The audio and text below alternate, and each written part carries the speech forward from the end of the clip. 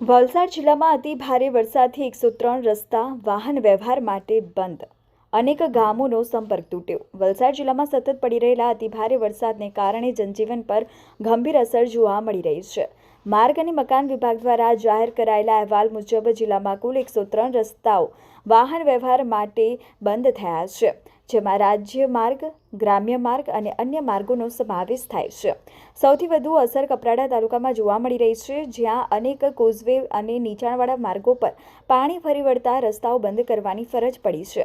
ઉપરાંત ધરમપુર, નાનાપોઢા, ઉમરગામ, પારડી અને વલસાડ તાલુકાના અનેક માર્ગો પર પણ વરસાદી પાણીથી પ્રભાવિત થયા છે.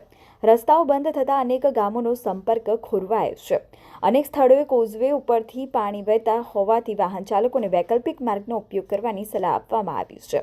માર્ગ અને મકાન વિભાગ દ્વારા વરસાદનું પાણી ઓસર્યા બાદ તબક્કાવાર રસ્તાઓ શરૂ કરવાની કામગીરી હાથ ધરાશે. જિલ્લા પ્રશાસને નાગરિકોને બિનજરૂરી મુસાફરી ટાળવા, નીચાણવાળા વિસ્તારો અને પાણી ભરાયેલા માર્ગોથી દૂર રહેવા તેમજ સ્થાનિક તંત્રની સૂચનાઓનું પાલન કરવાની અપીલ કરી છે.